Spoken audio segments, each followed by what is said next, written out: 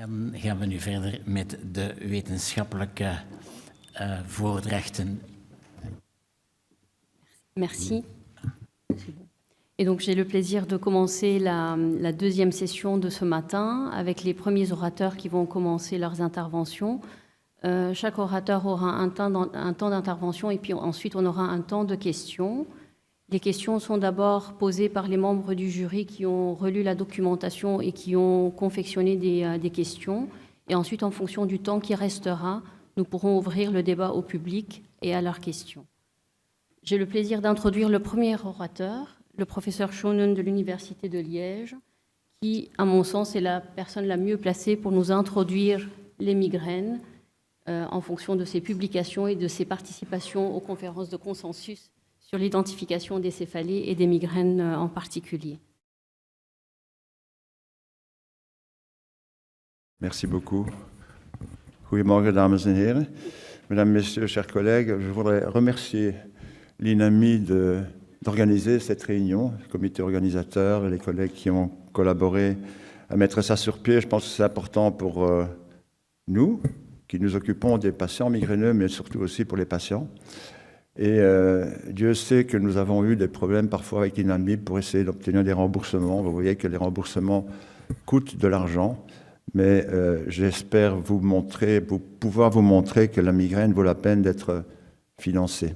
Vous voyez mes conflits d'intérêts sur la droite de la diapositive. On m'a demandé en guise d'entrée ou de hors-d'œuvre de répondre aux questions du jury que vous voyez là, qui ont posé les questions suivantes. Qu'est-ce que c'est la migraine? Comment la diagnostiquer? Quels sont les différents types de migraines? Comment distinguer une migraine d'une autre céphalée? Et quels sont les facteurs déclencheurs et les causes de la migraine? Vous voyez directement qu'on va d'une question relativement simple à une question très compliquée à la fin. Mais je vais essayer, puisque cette réunion est surtout adressée à la première ligne, de rester relativement compréhensible. Qu'est-ce que c'est la migraine? C'est la maladie neurologique la plus prévalente. Vous avez vu, le Dr Hooks vous a mentionné déjà les chiffres, 35% en moyenne européenne, avec une moyenne mondiale qui est tirée vers le bas par les chiffres en Afrique et en Chine surtout, qui sont peut-être dus à des facteurs génétiques, environnementaux ou peut-être méthodologiques. Nobody knows pour le moment. La migraine, c'est aussi la maladie neurologique avec un dimorphisme sexuel le plus marqué. Vous voyez que, malheureusement, mesdames, c'est vous qui êtes surtout atteintes. Et c'est pas seulement n'importe quelle dame, c'est les dames qui sont actives dans la vie de tous les jours, c'est-à-dire âgées de 29 à 45-50 ans. La crise de migraine, qu'est-ce que c'est? C'est un processus séquentiel. La crise de migraine commence par plusieurs heures auparavant, parfois la veille, par ce qu'on appelle des signes prémonitoires ou des prodromes. 30 à 40% des patients rapportent ces signes. Ce sont des signes relativement vagues, mais qui sont souvent reproductibles chez le même patient. Et que vous voyez là, il y a des fringales, notamment pour les sucreries, raison pour laquelle le chocolat a été incriminé comme facteur déclencheur de migraine, ce qui était évidemment une erreur, des bâillements, un coup de fatigue très important, des changements d'humeur aussi, mais parfois aussi, à l'inverse, une énergie débordante la veille où la ménagère repasse toutes les chemises de son mari avant de faire la crise de migraine le lendemain matin. 20% des patients, je vais y revenir, ont une aura, des troubles neurologiques qui se présentent au début de la céphalée ou avant la céphalée. Je vais y revenir. La céphalée s'installe progressivement. Évidemment, quand le patient se réveille le matin, il peut déjà avoir une migraine d'intensité importante, mais si c'est par la journée, ce n'est pas une céphalée brutale, la migraine. Ça commence progressivement par atteindre un maximum, comme vous le savez, puis diminuer progressivement, d'autant plus vite que le traitement, évidemment, est efficace. Après la céphalée, et c'est parfois ce dont les patients se plaignent malgré la disparition de la douleur, il peut persister des symptômes que vous voyez là, comme un état de fatigue, des problèmes de concentration, des nausées ou au contraire, chez certains patients, une euphorie. Il faut savoir que la crise de migraine, ce n'est pas seulement une céphalée. Et l'invalidité liée à la crise de migraine est notamment due à d'autres symptômes qui accompagnent la céphalée. Vous en voyez là, je vais revenir sur l'hypersensibilité à la lumière, au bruit, aux odeurs, mais il y a aussi des difficultés de concentration, de mémoire, des troubles de l'équilibre, une humeur dépressive et une asthénie qui font partie intégrante des manifestations de la crise de migraine. La crise de migraine, je vais y revenir tout à l'heure, est due à l'activation d'un système nerveux qu'on appelle le système trigéminovasculaire. Nous l'avons tous dans notre cerveau. C'est le système principal de signalisation d'une douleur du cerveau. Et donc, à la limite, n'importe qui parmi vous peut, une fois ou l'autre dans sa vie, présenter une crise de migraine. Ce n'est pas ça, la migraine. La maladie migraineuse, c'est évidemment la répétition des crises. Et je vais revenir tout à l'heure dans les causes. Il faut chercher les causes qui provoquent la répétition des crises. C'est ça qui constitue la maladie migraineuse. C'est un peu comme les crises d'épilepsie. Une crise d'épilepsie, ce n'est pas la maladie épileptique, c'est une crise convulsive. Vous comprenez qu'après tous ces symptômes et entraînés par la crise de migraine, que c'est une maladie invalidante. Dr Hooks y a fait allusion aussi. 75% de patients ne savent plus travailler convenablement. 40% abandonnent le travail pendant une crise de migraine. M. Hooks l'a signalé, plus d'1,5 million de jours de travail perdus en Belgique à cause de la migraine. C'est la deuxième maladie la plus invalidante chez les femmes dans les registres de l'Organisation mondiale de la santé. Et ça coûte presque 1 milliard d'euros par an, essentiellement, il faut bien le dire, en coûts indirects. Alors, les questions suivantes du jury, comment diagnostiquer la migraine? Je vais les traiter ensemble. Quels sont les différents types? Comment distinguer les migraines des autres céphalées?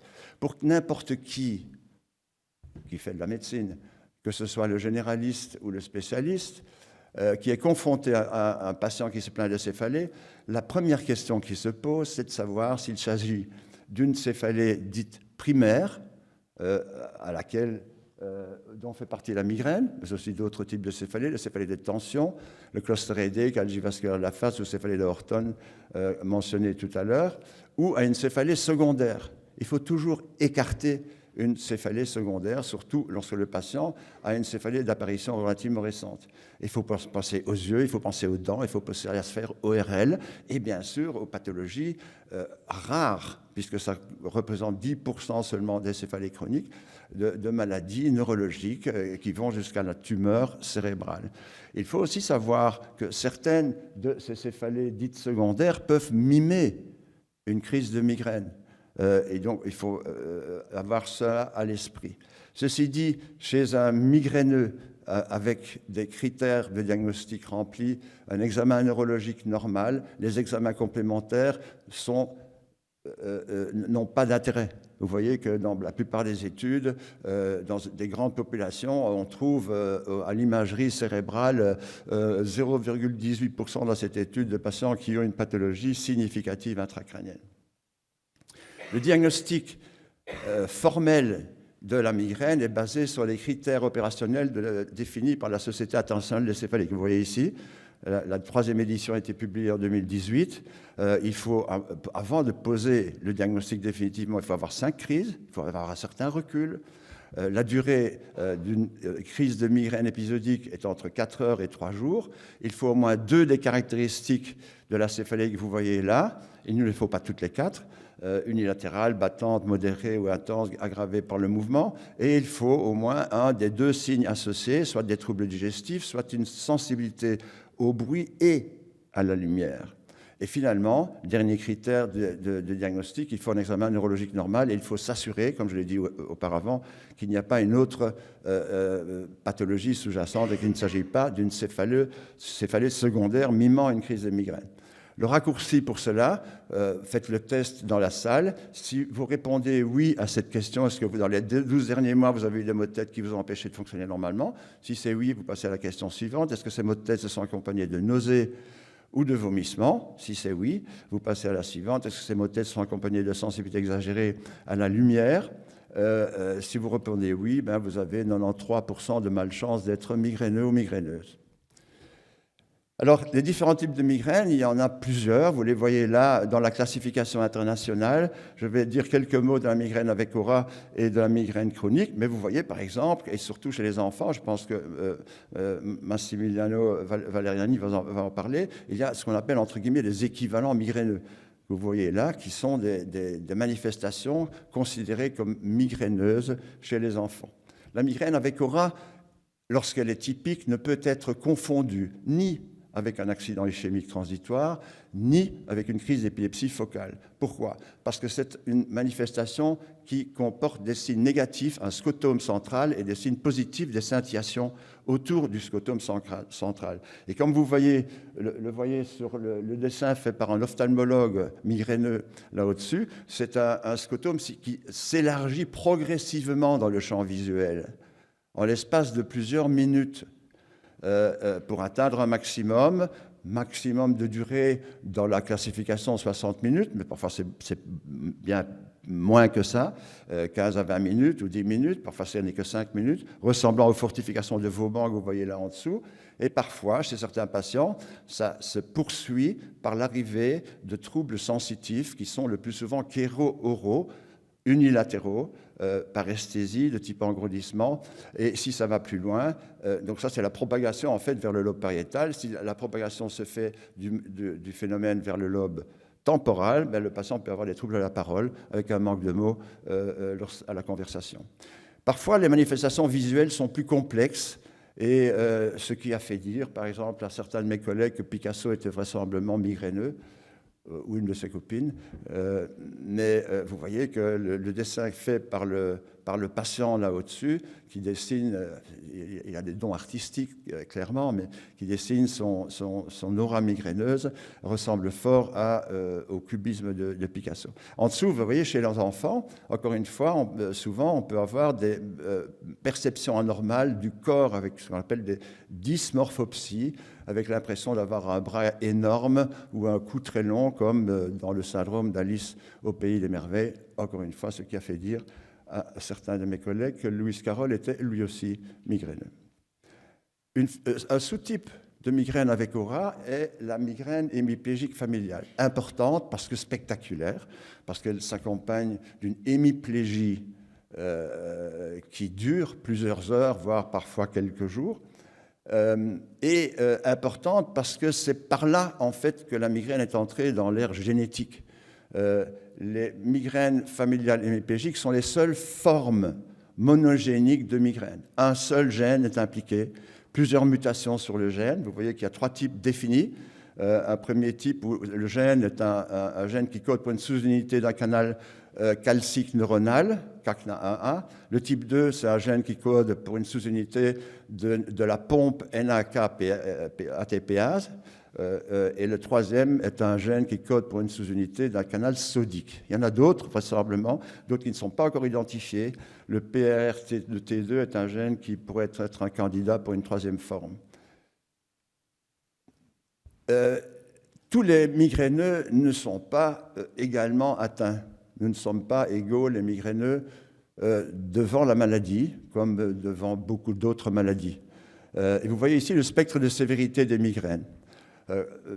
La migraine épisodique, c'est surtout de celle-là qu'on va parler, puisque en introduction, vous avez vu qu'on va peu parler de la migraine chronique, parce qu'on considère que, peut-être à tort, que ce n'est pas surtout un problème, avant tout un problème de première ligne, mais plutôt un problème de spécialiste. Ça se confirme ici. Vous voyez que les migraines de basse fréquence, c'est la majorité des migraineux. Il y a 60% des migraineux de la population générale qui ont moins de 8 jours de migraine par mois. Il y a 50%, 40% qui ont 2 jours de migraine par mois.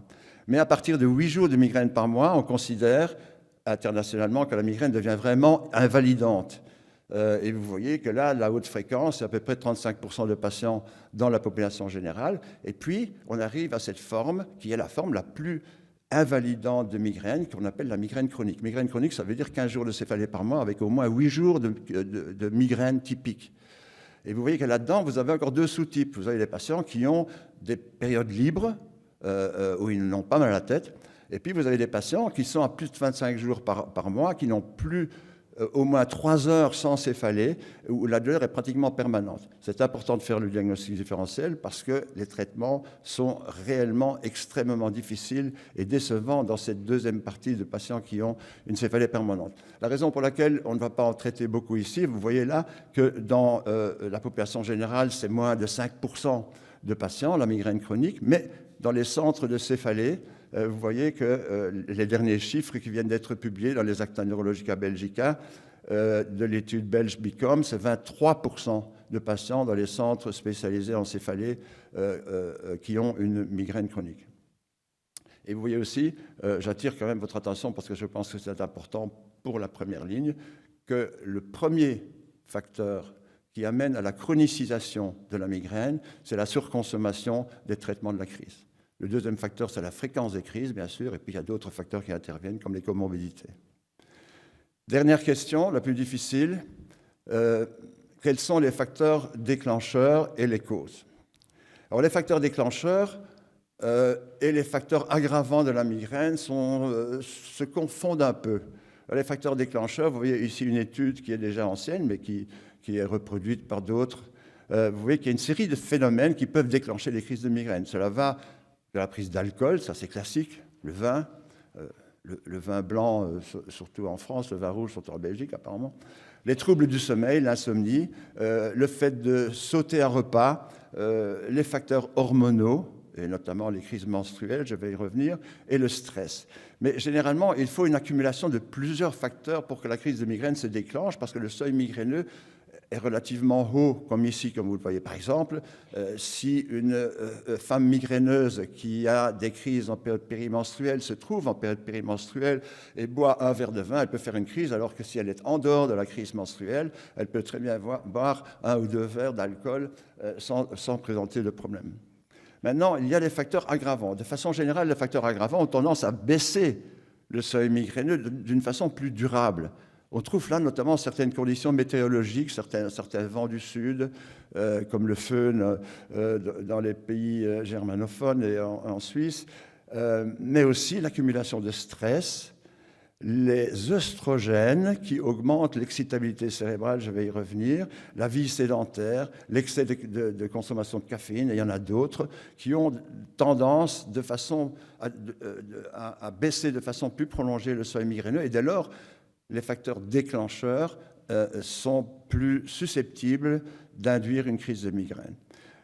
Si vous regardez les facteurs déclencheurs et les facteurs aggravants, on trouve essentiellement 4 groupes.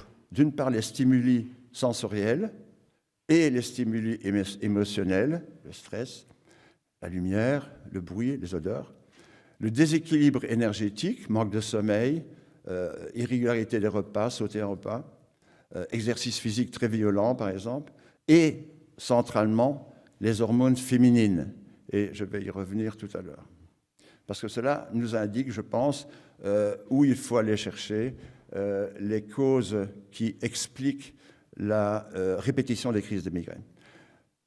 On sait relativement bien ce qui se passe dans le cerveau lorsqu'on a une crise de migraine, grâce notamment aux études d'imagerie récentes, dont je vous montre quelques exemples ici, et aux études biochimiques. On sait par exemple que dans les prodromes, il y a une activation dans l'hypothalamus. Ce n'est pas étonnant, parce que l'hypothalamus, notre horloge biologique aussi, contrôle notamment les sensations de faim, l'état de fatigue, etc. Et ça, c'est avant la crise de migraine. On sait aussi, vous le voyez là, que l'aura migraineuse est due à un phénomène dans le cerveau qu'on appelle la dépression corticale envahissante, cortical spreading depression en anglais, qui est un phénomène bien connu chez les animaux depuis 1945 et qui consiste en une dépolarisation très brève des neurones, en l'occurrence dans le centre visuel, où le rapport entre neurones et glis est le plus élevé, et qui explique ces scintillations du scotome scintillant, suivi par un bloc de dépolarisation des neurones qui se propage sur la surface du cortex et explique l'élargissement du scotome. C'est un phénomène qui s'arrête aux scissures et aux sillons cérébraux. Ce n'est pas un phénomène qui entreprend un territoire vasculaire. Ça s'arrête généralement aussi à la scissure pariéto-occipitale, entre le lobe occipital et le lobe pariétal. Mais comme je vous l'ai dit, si ça va plus loin, c'est le lobe pariétal, il y a des paresthésies. Si ça va dans le lobe pariétal, les troubles de la parole.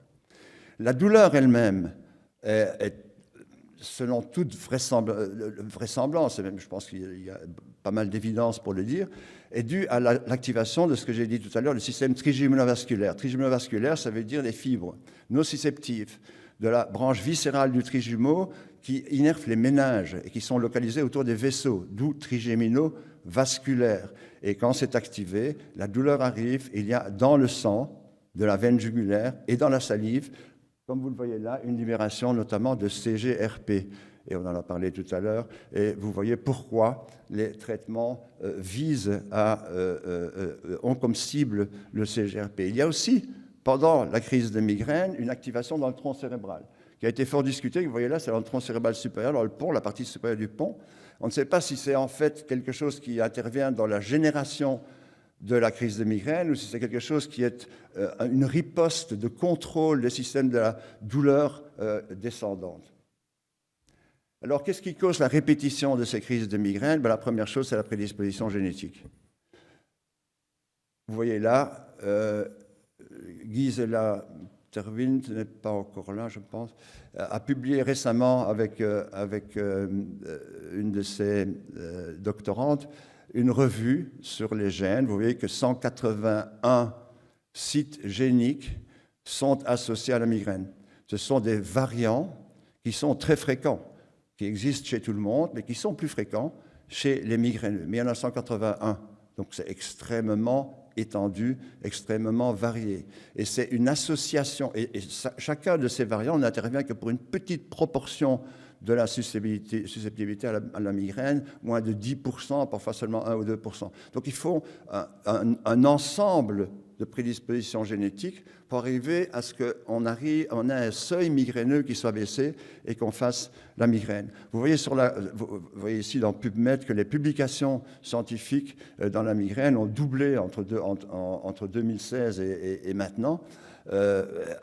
Et notamment à cause de toutes ces études que j'ai marquées sur la gauche, là, qui sont des études notamment du génome, mais aussi de la fonction des gènes qui sont identifiés, mais aussi épigénétiques, des études du transcriptome, métabolomique, radiomique, avec les connectivités entre différentes régions cérébrales, et ce que j'ai appelé triggeromique, qui sont les études où on triggerise une crise de migraine chez les migraineux par des substances, comme par exemple le CGRP, et c'est un des éléments qui a amené à développer des traitements pour bloquer le CGRP. Alors, que font les gènes migraineux? Réellement, pour le moment, on ne sait pas très bien de façon précise ce qu'ils font, d'autant plus, comme je vous l'ai dit, que chaque patient a son propre patrimoine génétique et sa propre prédisposition génétique. Mais on a quelques indications. Notamment, les gènes peuvent changer l'excitabilité cérébrale et notamment la réactivité du cerveau aux stimuli sensoriels. C'est ce qui a été montré par différentes études, notamment de neurophysiologie clinique. Les gènes peuvent aussi modifier le métabolisme cérébral et plusieurs études, dont une des dernières coordonnées par mon collègue Koen Pameler, ont montré que dans le cerveau des migraineux, il y a une diminution de 20% d'ATP. Vous connaissez l'ATP, le carburant de la cellule. Donc il y a un problème du métabolisme énergétique mitochondrial. La troisième chose, c'est qu'il y a une augmentation de la réactivité vasculaire et de l'inflammation. Il y a une sensibilité exagérée aux hormones qui peut être due à des problèmes génétiques. Vous voyez là sur la droite que 10% des migraineuses ont des crises uniquement au moment des règles, 50% ont des crises aussi au moment des règles, et il y a 40% de migraineux qui n'en ont pas au moment des règles. Et finalement, il y a des rythmes circadiens dans la migraine qui sont expliqués par le fait que les gènes sont liés aux gènes clock qui déterminent les rythmes circadiens et circannuels. Ça, c'est ma dernière diapositive, Monsieur le Président, c'est la plus compliquée. C'est une proposition de modèle neuroénergétique de la pathogénie migraineuse. La migraine, comme je vous l'ai dit, se caractérise par un processing anormal des sensibilités, des stimulations sensorielles, et notamment visuelles. Elle se caractérise aussi par un problème du métabolisme énergétique mitochondrial. Les deux peuvent être déterminés génétiquement. Les deux sont influencés par les œstrogènes. Et lorsque on a un génotype monogénique, comme dans la migraine familiale hémiplégique, on sait, par la migraine, par le modèle de la souris migraineuse, où on a implanté le gène de la migraine familiale hémiplégique, que cela entraîne une augmentation de la libération du glutamate, le neurotransmetteur excitateur, ce qui diminue le seuil à faire des dépressions corticales envahissantes. Et la dépression corticale envahissante peut elle-même activer le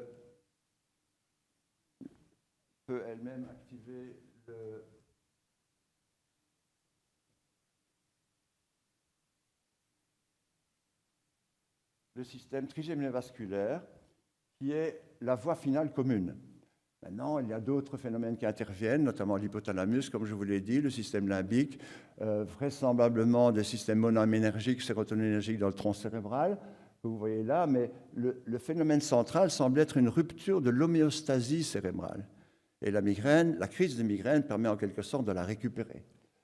Ce modèle-là est un modèle qui est un modèle de travail, mais il permet aussi d'expliquer l'impact de certains traitements. Vous voyez qu'au niveau du système trigéminovasculaire, c'est là qu'agissent les traitements de crise.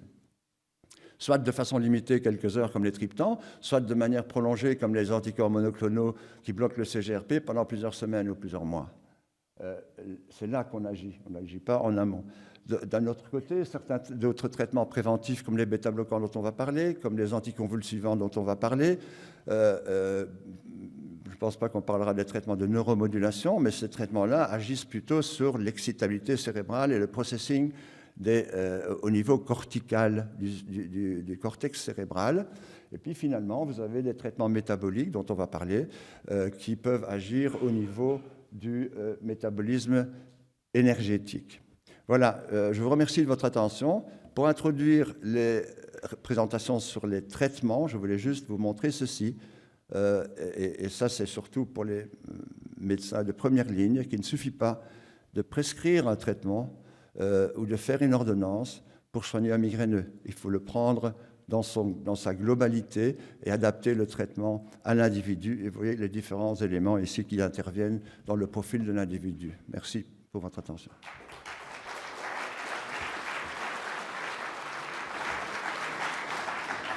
Merci beaucoup, Jean, pour cette présentation très claire et qui a l'air très simple comme ça. Est-ce que vous pouvez rester sur le podium pour les questions? Merci pour votre ponctualité.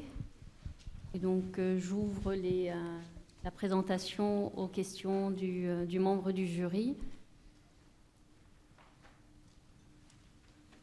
En attendant, j'ai peut-être une question plus en termes de première ligne de soins, que ce soit les médecins généralistes ou les pharmaciens. Quand on voit des patients à qui on va prescrire ou délivrer un antalgique ou un anti-inflammatoire, est-ce que vous recommandez l'utilisation d'outils comme celui que vous avez développé, l'ID migraine par exemple, pour pouvoir mieux définir, puisque ça reste une maladie dont la prévalence est importante mais qui est sous-diagnostiquée, pour pouvoir mieux diagnostiquer la migraine? Donc, parmi les acteurs de première ligne, utiliser des outils pour dépister mieux la migraine en tant que maladie? Je pense que les acteurs de première ligne, dont les pharmaciens, ont un rôle important à jouer, notamment pour aider le patient à faire les diagnostics, éventuellement à consulter un médecin pour qu'il ait un diagnostic précis. Comme je vous l'ai dit, toute céphalée n'est pas une migraine. Et donc, il faut quand même être sûr du diagnostic. La deuxième chose la plus importante pour les pharmaciens, je pense, c'est essayer de collaborer avec les médecins à limiter la consommation des traitements de crise. Et ça, malheureusement, en tout cas dans ma région liégeoise, je ne sais pas si c'est l'expérience de mes collègues, mais pas mal de pharmaciens n'en ont cure.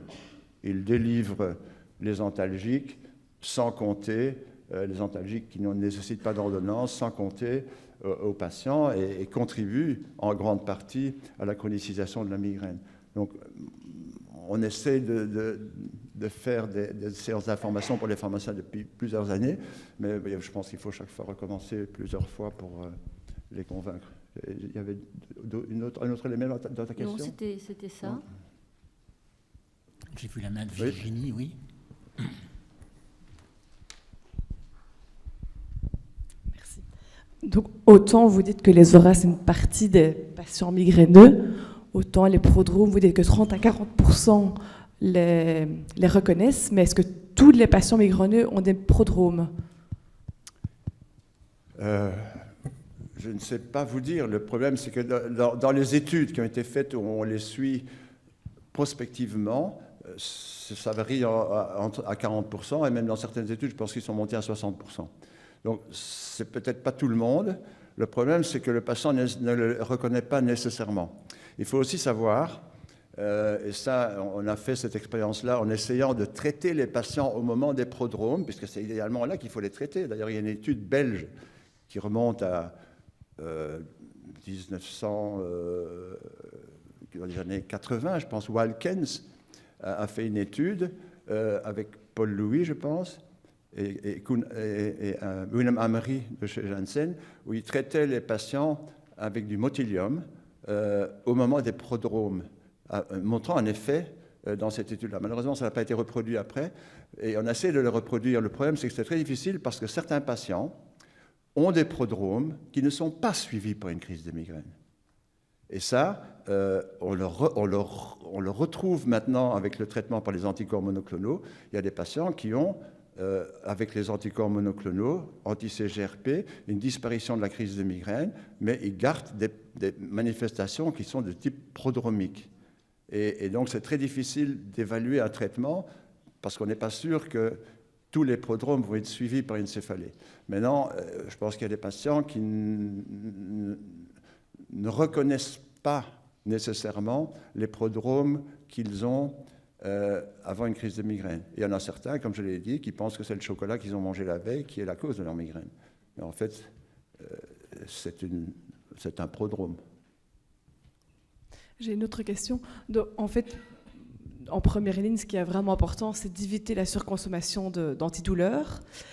Mais pour ça, en fait, il ne faudrait peut-être pas traiter toutes les crises de migraine. Peut-être qu'il faudrait accepter qu'il y en a où on peut s'autoriser à simplement se reposer, à ne pas être productif cette journée-là, une journée de week-end, voire parfois un certificat, ce qui évite d'avoir des certificats beaucoup plus répétés en cas de céphalée chronique. Donc, c'est quoi le juste milieu, en fait? C'est de traiter le plus vite possible pour éviter l'absenthéisme, ou alors, à l'inverse, essayer d'économiser le plus possible les traitements antidouleurs?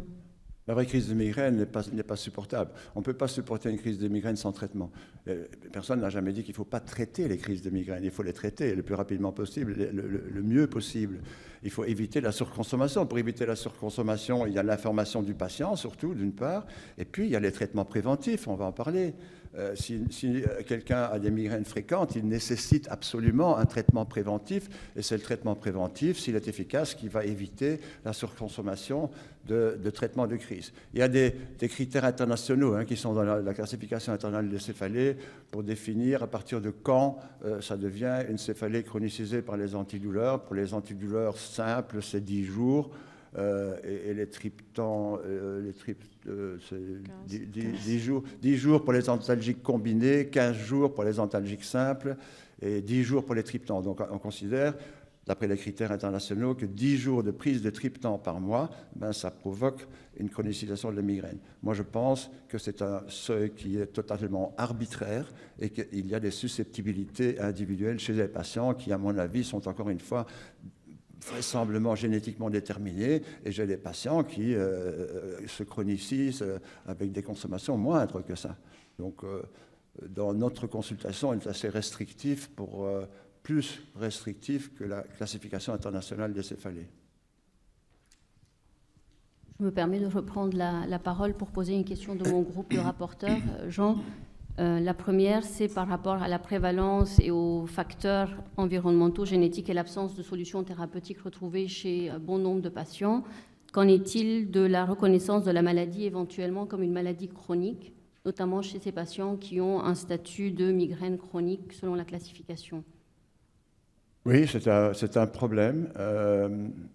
C'est un problème parce que la migraine, malheureusement, est toujours stigmatisée, malgré tout, dans notre société de façon générale.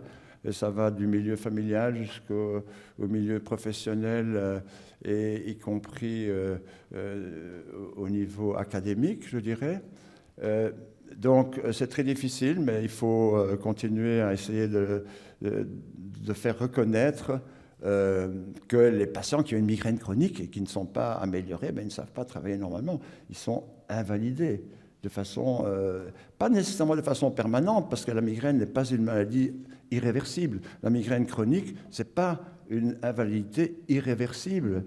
Elle est traitable, mais pendant un certain temps, en tout cas, il faut reconnaître que c'est une invalidité, non pas permanente, mais transitoire.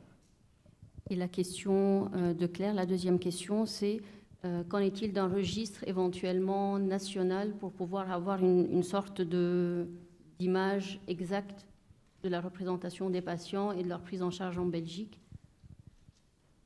Oui, on n'en a pas. C'est une excellente idée, on en a déjà parlé au sein de la Belgian Headache Society. Ce n'est pas évident à mettre sur pied. Mais je dirais bien que c'est le cas pour toutes les maladies neurologiques. Hein. On n'a pas beaucoup de registres pour les maladies belges, pour les maladies neurologiques. Et c'est ce qui nous manque pour toutes les maladies neurologiques, y compris pour la migraine. Je suis d'accord. Bonjour. Donc, je représente la Ligue belge contre les céphalées. On voit que beaucoup de patients échappent encore au diagnostic, au traitement. On agit un peu comme un filet de sécurité. Et finalement, quand je regarde ce slide, on s'adresse aussi à la première ligne de soins et on parle de prise en charge globale du patient. Est-ce qu'il ne serait pas pertinent aussi de développer, est-ce que l'éducation thérapeutique du patient a sa place aussi pour essayer d'empêcher cette surmédication, cette surconsommation de soins, ce shopping de soins, pour permettre le patient d'intégrer un pseudo-trajet de soins pour vraiment assurer une prise en charge globale et qui tienne compte de cet aspect biopsychosocial. Voilà. Si, tout à Déjà, fait. je voulais vous remercier pour votre exposé. Vraiment, merci. Non, tout à fait. La première chose, c'est l'information du patient. Je pense que nous le faisons tous en consultation. La première chose, c'est l'anamnèse. Il faut faire le diagnostic. C'est sur des bases anamnéstiques. Il n'y a pas d'examen complémentaire qui permet de poser le diagnostic de migraine. Et puis après, il faut informer le patient. Il faut informer le patient sur la maladie qu'il a, en tout cas ce qu'on en connaît. Lui expliquer ce qui peut l'aggraver, ce qui peut l'améliorer, et si on lui prescrit un traitement, lui expliquer à quoi ça sert le traitement, ce qu'il va faire. Qu'est-ce qu'il va faire le traitement, quelles sont les chances de succès. Il ne faut pas nécessairement mettre la barre trop haut. On sait très bien qu'en moyenne, les traitements préventifs, ils ont moins de 50% de réussite. Hein. Et donc, oui, si, je suis d'accord, il faut informer et l'informer à plusieurs reprises. Par exemple, j'ai parlé de l'aura migraineuse. C'est parfois très difficile, à une première consultation, de savoir si le patient a vraiment des auras visuelles ou pas. Parce que parfois les auras sont un peu atypiques et parfois il faut poser plusieurs fois la question en début et en fin de consultation et parfois le revoir plus loin avec un calendrier de migraine. Je n'ai pas signalé ça, je pense que c'est important d'avoir un calendrier de migraine parce que ça permet de confirmer le diagnostic en montrant que le patient a pendant les crises les symptômes qui sont les symptômes de migraine associés. Et ça permet aussi de suivre, évidemment, de façon plus objective, entre guillemets, les effets du traitement. Il y a une dernière question très courte.